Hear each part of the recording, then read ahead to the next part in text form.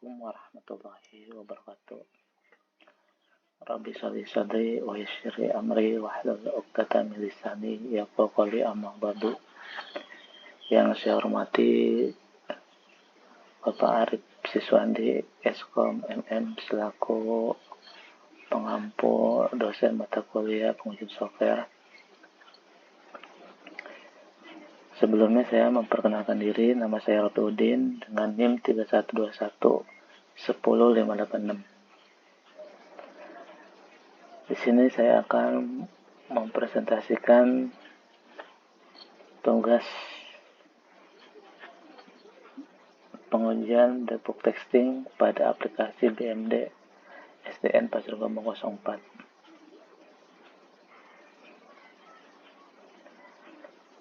Aplikasi BMD di sini yaitu untuk menginput atau mengentry dari belanja modal, diantaranya belanja elektronik, belanja meubiler, dan belanja buku.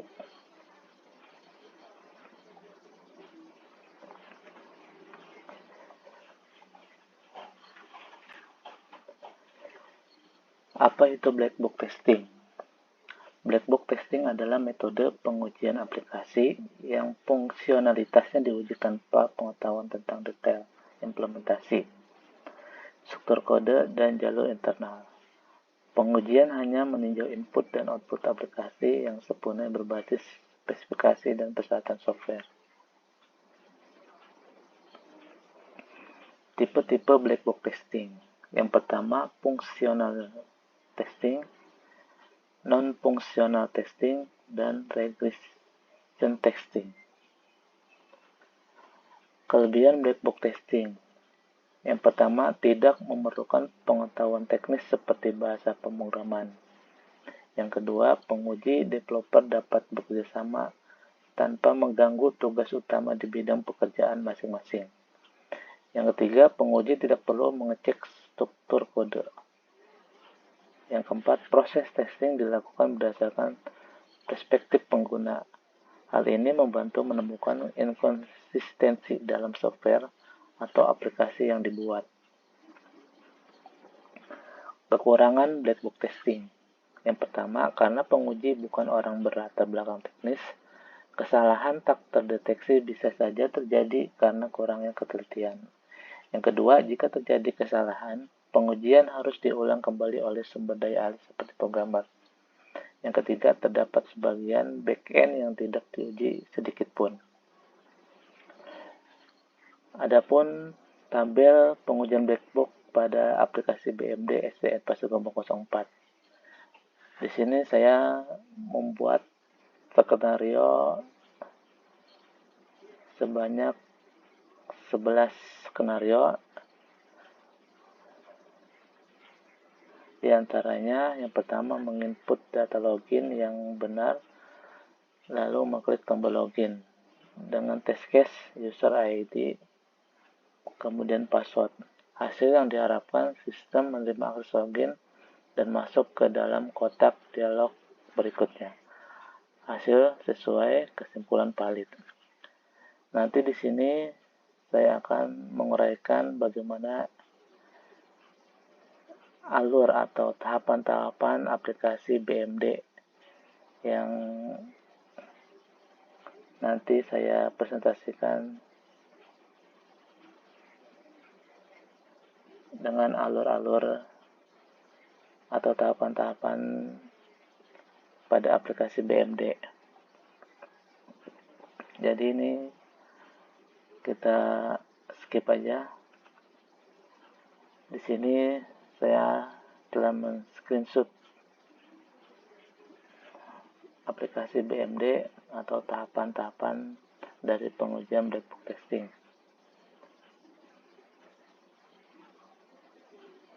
Di sini ada menu login, kemudian ada beberapa menu, diantaranya file, parameter, data entry, proses, sampai dengan help. Mungkin selebihnya nanti saya merepresentasikan alur dari aplikasi ini. Selanjutnya,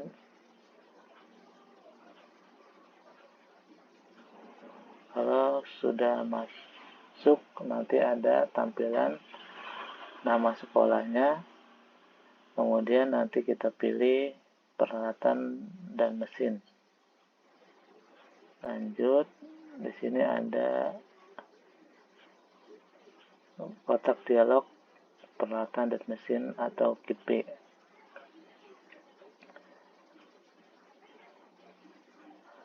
Di sini ada kode pemilik, kode aset, nomor register, ruang, tanggal pembelian, merek atau tipe, kemudian harga sampai dengan kecamatan. Kemudian di bawahnya ada tambah, ubah, hapus, dan tutup.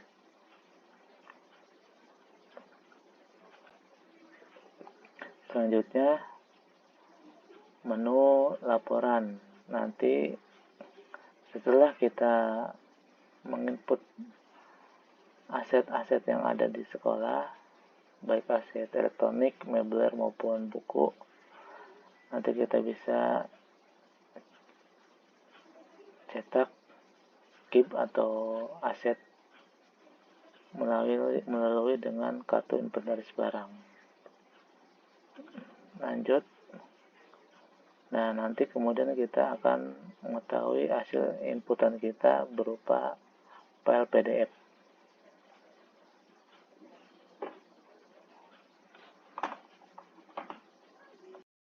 Saya akan menjelaskan alur dari tahapan aplikasi BMD. Pertama,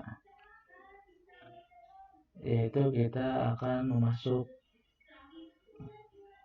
user ID dan password, di mana user ID kita isi dengan nama sekolah, password,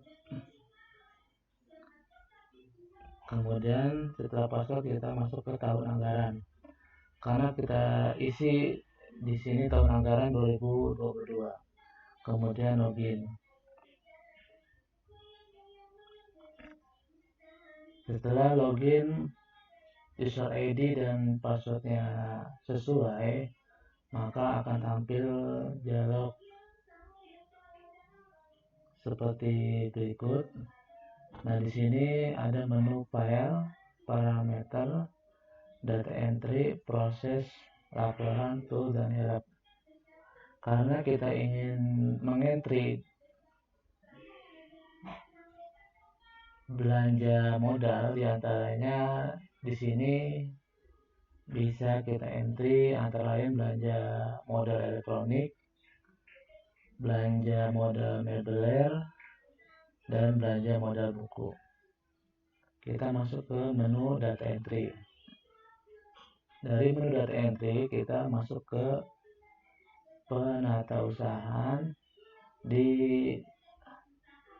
penatausahaan ini ada tanah, kemudian ada peralatan dan mesin, kemudian gedung dan bangunan, jalan, irigasi dan jaringan, aset tetap lainnya, konstruksi dalam pengerjaan, kemudian aset lainnya. Maka kita pilih di sini, kita memilih peralatan dan mesin karena kita akan mengentry belanja elektronik. Kemudian masuk ke unit, kita pilih dinas pendidikan, kemudian nama sekolah. Di sini nama sekolah SDN Pasir Gomong 4, kita klik, kita pilih. Kemudian setelah kita memilih nama sekolah, maka akan muncul dialog kerja atas nama SDN Pasir Gomong 4. Kalau sudah seperti ini, kita bisa menginput data aset yang ada di sekolah, kita masukkan di peralatan dan mesin. Kemudian di sini kita bisa menginput satu atau bisa lebih dari aset yang ada di sekolah SDN Tersebut 4.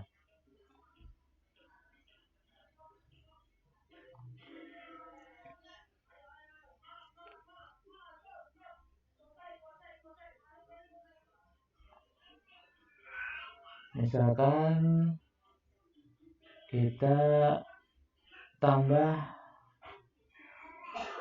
aset sekolah, misalkan kita tambah di sini ada menu tambah.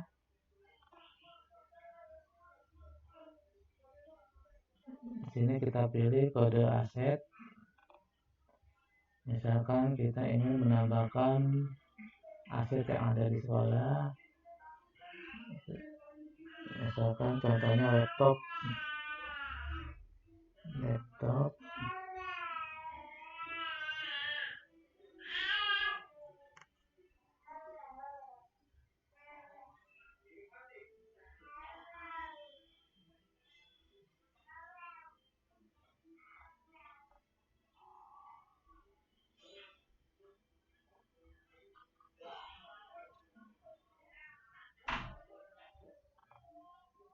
Dari laptop, kemudian kita pilih lagi laptop. Nah, maka di sini akan muncul kode dari belanja modal laptop. Kemudian di sini ada ruang ini di mana laptop itu kita simpan. Misalkan kita simpan di ruang kepala sekolah atau di gudang atau di perusahaan. Di sini kita pilih di ruang kepala sekolah. Kemudian tanggal pembelian laptop tersebut. Misalkan kita pilih tanggal pembeliannya, contoh tanggal 1, kemudian pilih.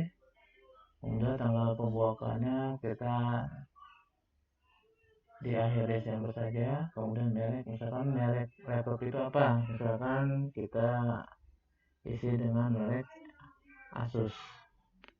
Kemudian tipenya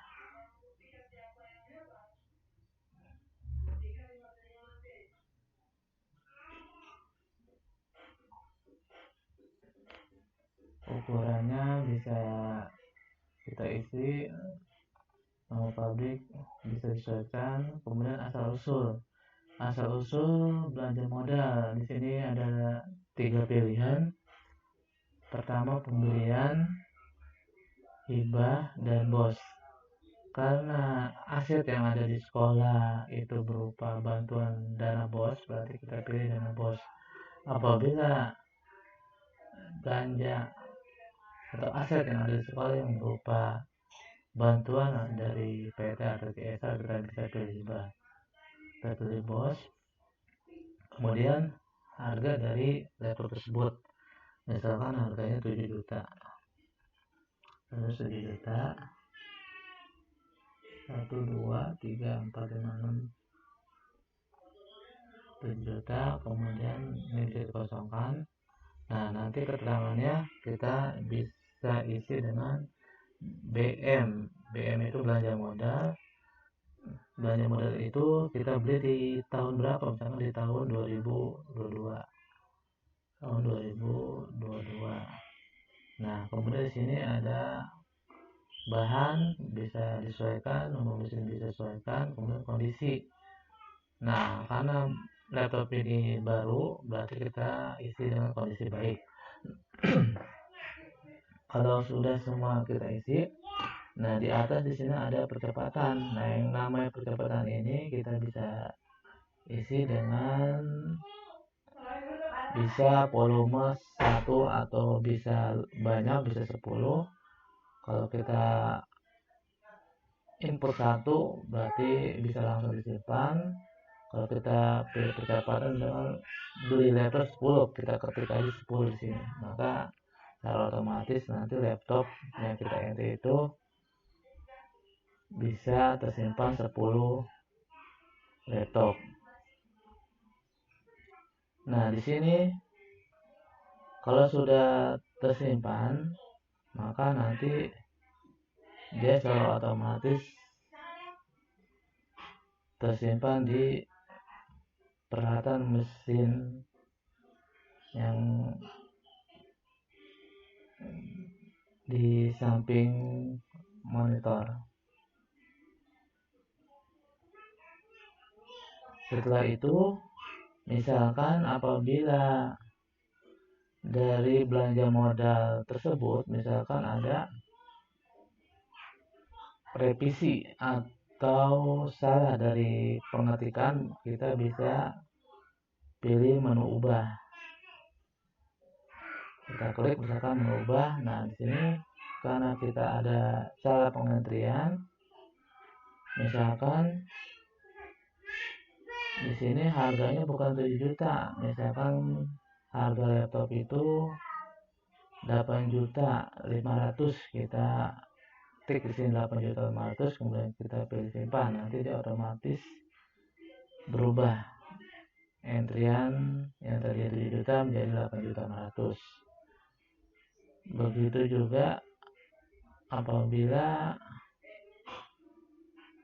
data aset yang ada di sekolah misalkan dari tahun 94, karena asetnya tidak ada, kita bisa pilih misalkan di tahun 94, kemudian kita pilih menu hapus. Berarti secara otomatis aset yang di tahun 94 itu dianggap tidak ada atau rusak. Kemudian setelah semua diisi, maka secara otomatis data tersimpan di aplikasi BMD. Kemudian kita tutup.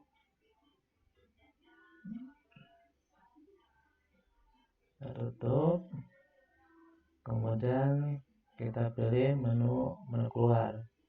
Nah, di data entry ini tadi kita pilih peralatan dan mesin. Kita bisa pilih yang dinamakan dengan aset tetap lainnya. Nah, aset tetap lainnya ini kita disuruh input yang namanya buku. Jadi buku yang ada di masing-masing sekolah atau masing-masing ruang kelas kita input di keep E. Prosesnya sama seperti yang tadi dijelaskan di pengertian belanja modal. Ada bertambah, ubah, hapus, dan tutup. Apabila di kelas 1 kita mempunyai data aset buku matematika, kita beli 50, misalkan 50. Nah, nanti di sini ada yang namanya data yang sama. Misalkan kita batal,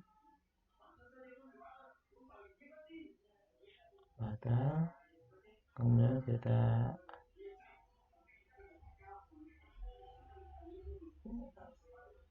tambah.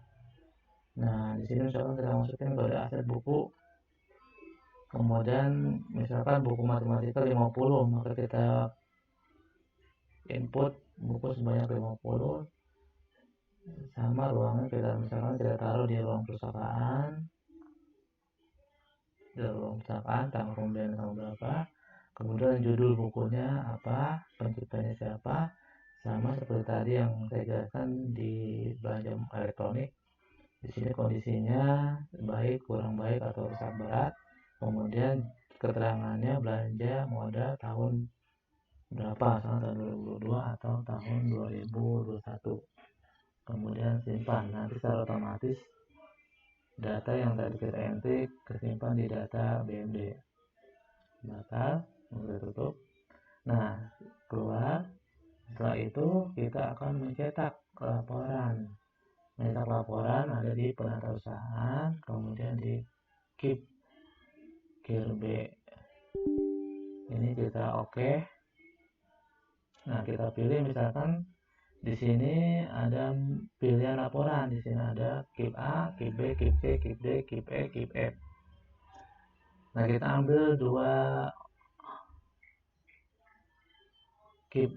Di sini kita coba kita pilih laporan di KIP B. Kemudian pilih pendidikan, pendidikan. Di sini SDN Cikarang Utara, nama sekolah dan 2004. Nah, nanti kita pilih preview. Nah, kita tunggu, nanti secara otomatis menyimpan di aplikasi, bisa berupa PDF atau Microsoft Excel. Nah, ini hasil dari yang tadi kita input. Di sini kan ada bangku. Nah, nanti kita scroll ke bawah. Nanti kita input misalkan laptop. Nanti ada laptop. Nah, ini laptop. Kemudian kita cetak dengan format PDF, kemudian oke.